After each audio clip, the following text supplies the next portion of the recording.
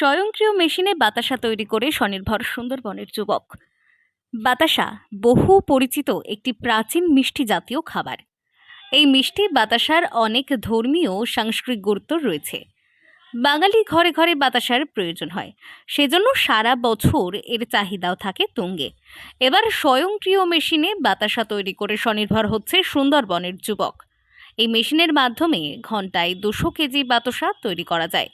আপনি যদি স্বনির্ভর হতে চান তবে কিছু টাকা খরচ করে এই মেশিন কিনে বাতাসার দুর্দান্ত ব্যবসা শুরু করতে পারেন। বলবো এই বাতাসাটা যে আসতো আগে বাইরের থেকে, কেউ জানতো না যে কীরকম বাতাসাটা বানানো, যেটা আমরা ঈশ্বরের প্রতি নিবেদন করি।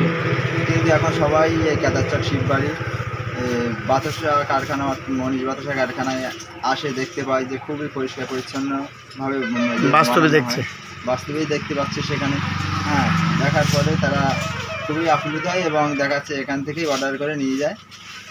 এতে শ্রম যেমন বাঁচবে, তেমনি অনেক কম খরচে প্রচুর পরিমাণে বাতাসা তৈরি করা সম্ভব হবে।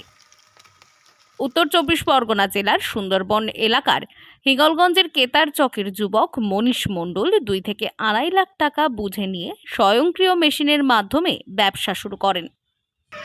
এই মনীষ বাতাসা সেন্টারে আজ এই বছর 3 বয়স হচ্ছে। হ্যাঁ, এই 3 বছর যাবত আমরা এই কাজটা বা কত কালার হয় এটা? হ্যাঁ, কোন কোন কালার হয়? কালার বিশেষত সাদা কালারটাই বেশি চলে। এছাড়া গুড়ের বাতাসা আছে, তাছাড়া ফুড কালারে কিছু কিছু আছে, যেরকম অরেঞ্জ বা পিঙ্ক কালার।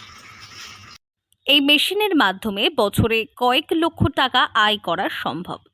উল্লেখ্য, সুন্দরবনের কেতারচকের যুবক মনীষ মণ্ডল একসময় ভিন রাজ্যের পরিযায়ী শ্রমিকের কাজ করতেন, কিন্তু এরপর ভাবনা আসে ব্যবসা করার। সারা বছর বাতাসার চাহিদা থাকায় শুরু করেন বাতাসা তৈরির স্বয়ংক্রিয় মেশিনের মাধ্যমে ব্যবসা।